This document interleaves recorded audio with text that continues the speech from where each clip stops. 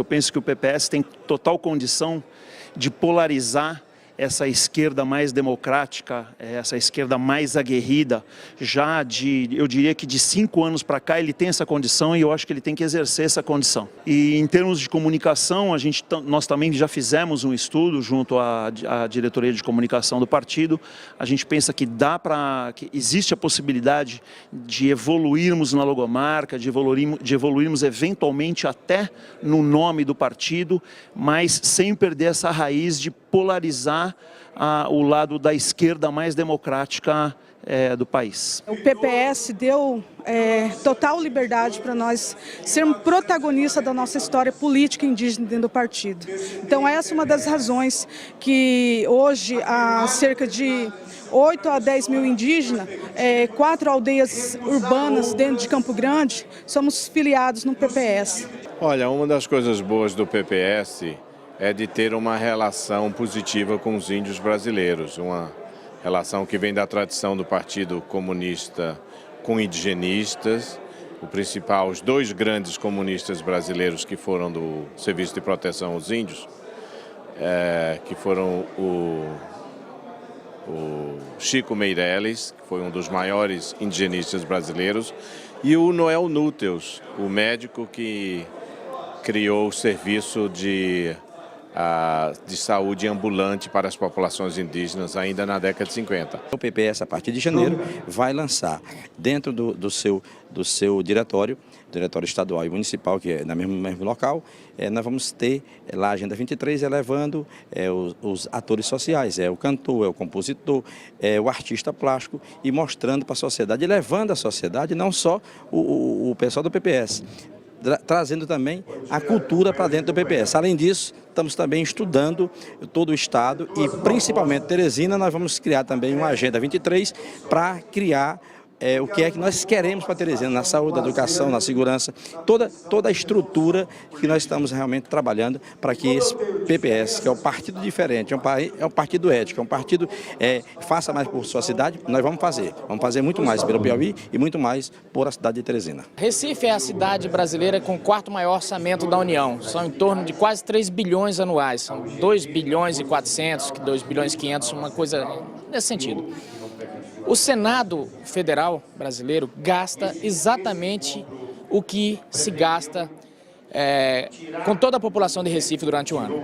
Então, eu acredito ser muito gasto para um país que tem deficiências sérias na educação, na saúde, na segurança, em todos os segmentos, em todas as áreas. O PPS defende a democracia e acreditamos na democracia participativa e de forma colaborativa, uma democracia direta, e a rede de internet é papel fundamental nessa participação da população em geral. Por isso, defendemos a instituição de Wikimandato. São pessoas comuns da sociedade que se inscrevam, que pleiteiem uma vaga pela rede de internet. Esse mandato vai ser de forma colaborativa, pode ser coordenado, posicionado pela população que assim vai o eleger, e o PPS vai garantir a legenda para esse candidato. É o nosso partido colocando a democracia de forma participativa e direto na mão da sociedade brasileira sem intermediários. Os 6 primeiros anos, quer dizer, de 34 a 1940, eu passei assim como militante, procurando me inserir no partido, mas o partido ilegal era muito difícil, porque não aceitava uma pessoa querer, eu sou do partido, mas como era, o cara caía fora, porque podia ser um contrabando, né? E só em 1940 eu estava em Mato Grosso, ou melhor, trabalhando na Bolívia, e ali eu passei a dirigir um grupo de pessoas, quer dizer, eu passei a condição de sair da condição de filiado simples para ser dirigente de um grupo de pessoas, né? Eu participo das discussões desse partido desde o 4º Congresso, em 1954. Sempre afirmando que o desejo desse partido era construir uma sociedade em que nela não existisse fome, nem a pobreza absoluta como existe hoje.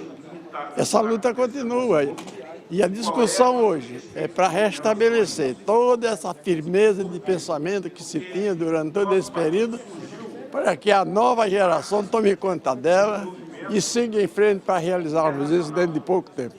É um partido de ética, de transparência, no qual me identifiquei muito mesmo. Estive em Brasília com Freire e fiquei assim encantada com o PPS e eu acho que é tudo o que eu quero para o nosso município. O Espírito Santo, ele durante 300 anos foi proibido de se desenvolver por decreto imperial. A coroa portuguesa colocou o Espírito Santo, se vocês observarem, o Espírito Santo tem uma faixa na frente de Minas. Então ele ficou como uma floresta virgem. Esses 300 anos nos atrasaram em desenvolvimento em relação a Rio, São Paulo e Minas Gerais, outros estados da região sudeste.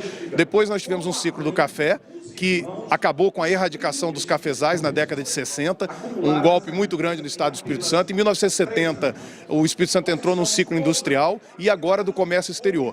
Por isso que a manutenção do Fundap, que é um sistema de estímulo ao comércio exterior no estado do Espírito Santo, e a questão dos royalties de petróleo, que precisam de ser garantidas aos estados produtores, conforme manda a Constituição, já que os estados não produtores têm o imposto dos derivados de petróleo cobrado lá, é o único produto que os impostos são no destino e não na origem. Existem 3 novas ferramentas que a Fundação Astrogildo Pereira está colocando à disposição da sociedade, claro, também do Partido Popular Socialista. É o novo portal, que é com um novo visual, né, mantendo muitas das funcionalidades atuais, mas com uma nova visão, um novo layout. Estamos lançando também a revista Política Democrática virtual, que na realidade a pessoa vai poder ler os artigos, vai poder ler a revista virtualmente e mandar os artigos também para que o Conselho possa definir quais são os artigos que irão compor a revista impressa.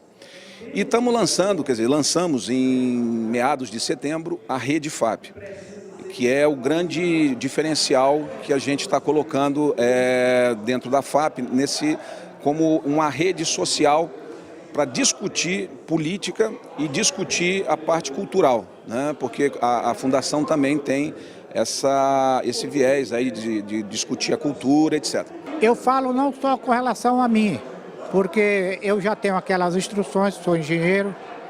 Eu falo com relação aos demais colegas militantes do partido, com relação a ele ter acesso nos seus interiores, nos seus municípios, para com que ele possa participar e se integrar com o partido, emitindo suas sugestões e também levando o conhecimento do que está se passando dentro do nosso Brasil com relação ao nosso PPS e as ações que o PPS vem realizando. Esse é que é importante, como também colocar ele à par do seu município, a sociedade, o que está se passando dentro do seu município para todo o Brasil. 2 questões são importantes de dizer. Primeiro, não é um favor abrir, né? É uma obrigatoriedade constitucional, legal, enfim, né? Segundo, a participação das mulheres hoje em dia é um indicador de desenvolvimento e de democracia. Em todos os setores, desde a economia, da política, você entendeu? É um indicador de oxigênio democrático, a presença atuante das mulheres. Então, assim, essa é uma questão. Segundo, que a gente é um retrato das lutas que as mulheres têm dentro da sociedade. Apesar de sermos maioria numericamente, a nossa importância, aliás, a gente tem uma série de qualidades coletivas. A gente é a maioria, temos maior número de anos de estudo que os homens, mas, no entanto, ainda ganhamos menos, tá certo? E ainda não participamos dos espaços de poder como seria o adequado, dada a nossa importância dentro da sociedade. Agora, em 2011, o deputado Rubens Bueno apresentou uma PEC em conjunto com toda a bancada federal do PPS na Câmara dos Deputados.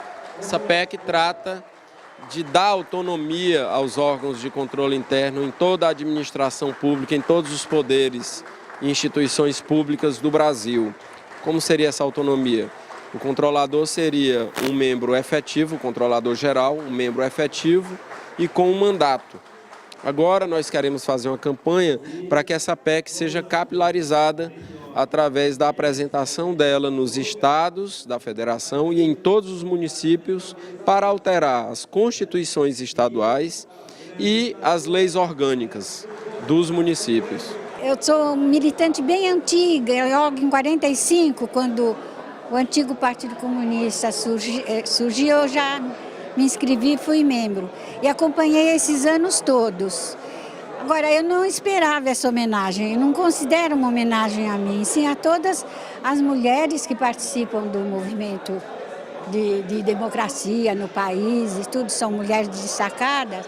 E recebi com um orgulho muito humilde, muito proletário, eu considero uma homenagem muito grande, um reconhecimento da luta, não minha, mas do PPS. Olha, nós não temos política de veto, né? Isso está bem definido no partido. Nessas eleições de 2012, o partido pode fazer aliança com qualquer partido, vai depender da análise que for feita em cada município.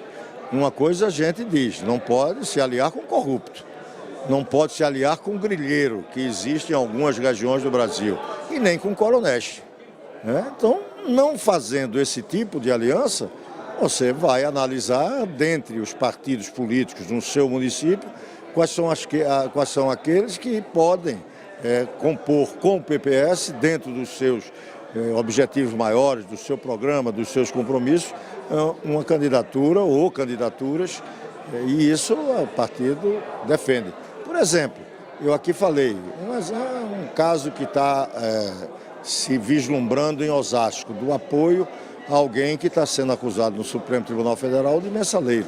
É evidente que o PPS não pode se aliar a uma pessoa dessa, salvo se amanhã ele vier a ser absolvido. Mas enquanto não, o PPS evidentemente tem que se resguardar, até porque isso implica em que ele, aonde for fazer crítica a processos de corrupção, ele tem a dificuldade em justificar, porque numa importante cidade do Brasil, ele faz exatamente com quem está sendo acusado de corrupção.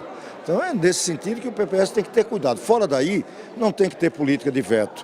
Tem que todas as forças democráticas existentes no país, se quiserem assumir um programa comum com o PPS deve estar aberto para esse diálogo.